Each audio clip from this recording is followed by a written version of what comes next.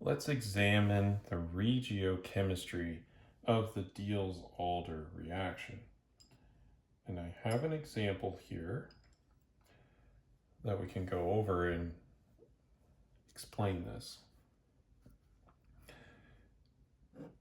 So with a Diels-Alder, we need the diene and then we need the dienophile. But in this case, it's a symmetrical diene. So let's make this asymmetrical. And we'll also need an asymmetrical dienophile.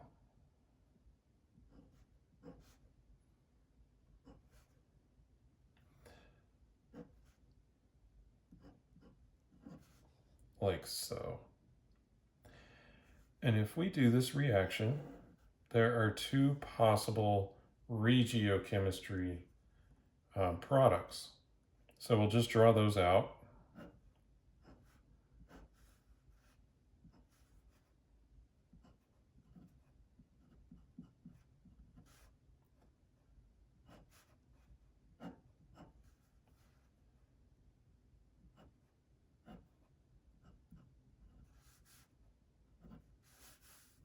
So there's this one where the carbonyl is facing towards the methoxy group.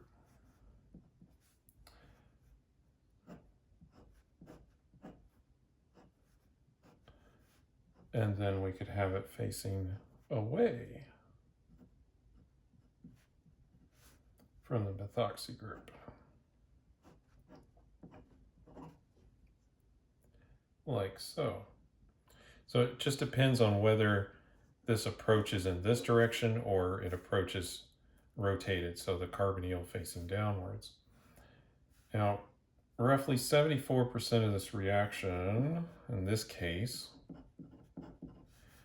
makes this product. So this is the major product, this is the minor product.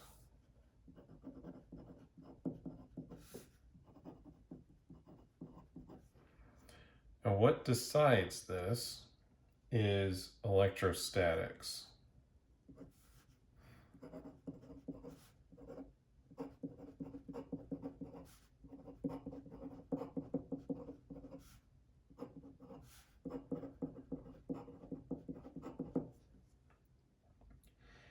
So let's draw out some resonance structures and see if we can figure this out. So we'll start off with our diene and we'll draw some resonance structures for this, and that way we can see where the partial positive charges, negative charges, any of those things are.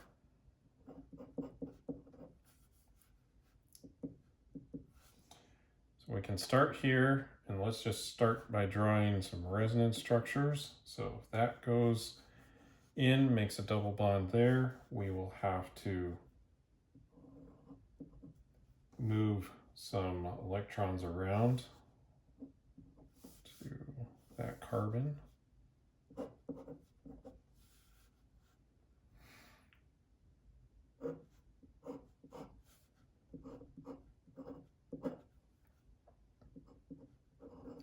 This will put a positive charge on the oxygen, and we'll have a negative charge on that carbon right there.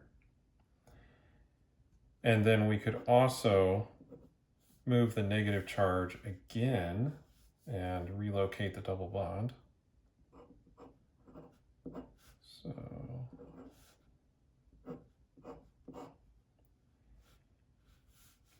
if we then move those electrons out to the end, so there's a negative charge there. Or to kind of combine all of these together so that we get a good picture of what this looks like,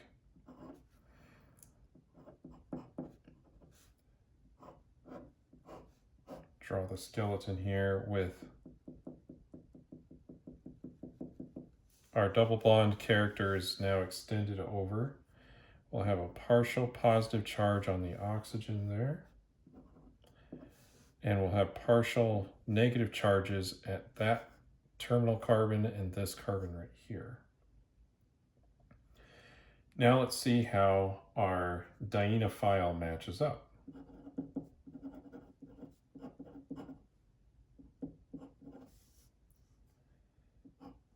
So we'll do the same analysis on that.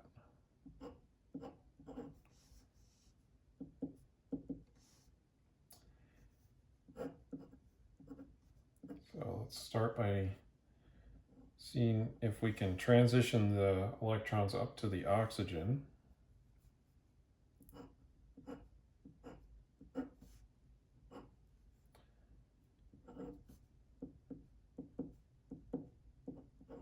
Now we have a negative charge on the oxygen, and we will have a positive charge on this carbon right here.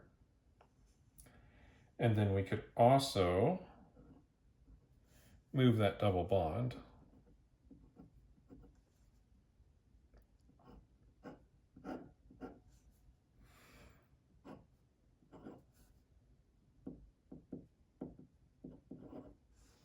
And have the negative charge up here, double bond there, and that will leave a positive charge at the bottom. Or, combining all of this together, we get a picture that looks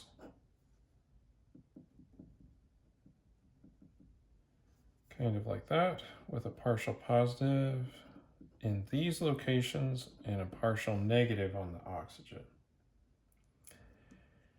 All right, now we're ready to kind of combine these together.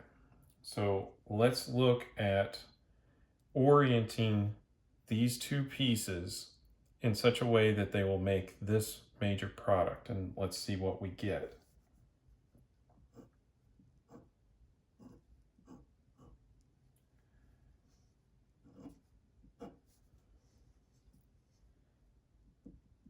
So I'm going to redraw these two kind of combination structures down here.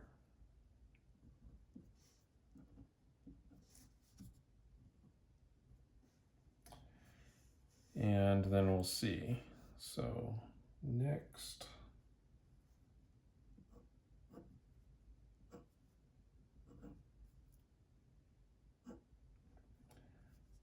we have a kind of double bond through there, negative, partial positive. All right, so we need to make a bond in between these two carbons, this one and that one, and in between these two carbons. And you'll notice that these two have kind of a neutral orientation between each other. There's no partial positive or negative charges in either of these locations in the resonance structures.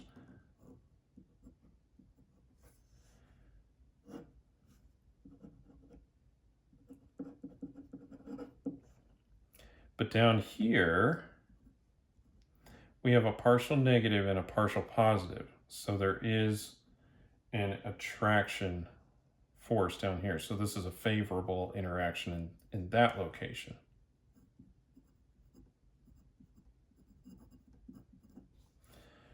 Again, because of the negative and the positive charges, they will attract each other in those cases.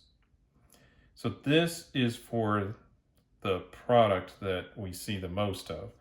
So let's redraw this in the orientation that would make the minor product. So we'll really have to analyze both to see, if one is better than the other. Of course, knowing the answer ahead of time in this case.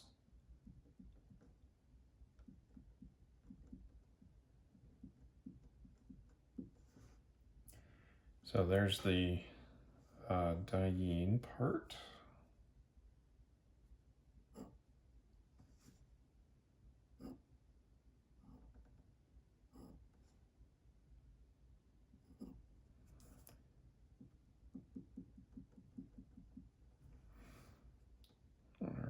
partial negative.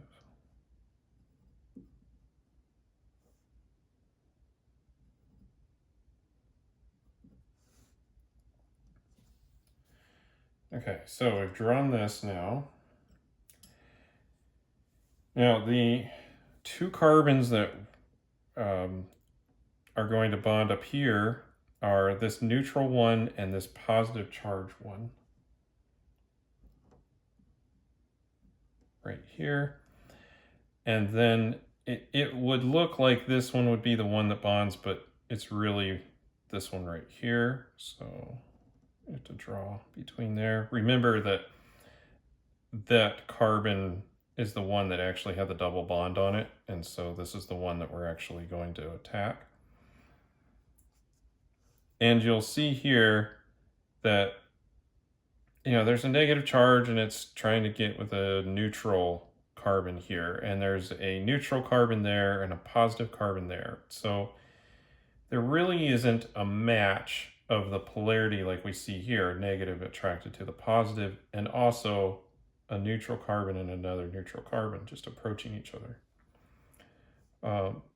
So there's no major favorable interaction in these cases.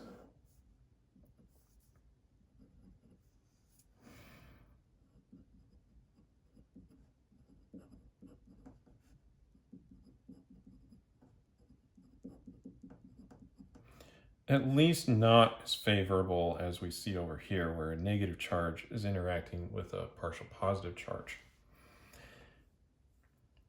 So naturally, we still get some of the minor product, roughly, 26% of it would be that if I can do math properly. So this can still happen. It's just that it's more favorable to have the negative charge interacting with the positive charge. And so when you're trying to decide for regiochemistry of Diels-Alder or trying to explain why you get one product over the other, you need to look at the electrostatics in order to predict which direction a reaction would go.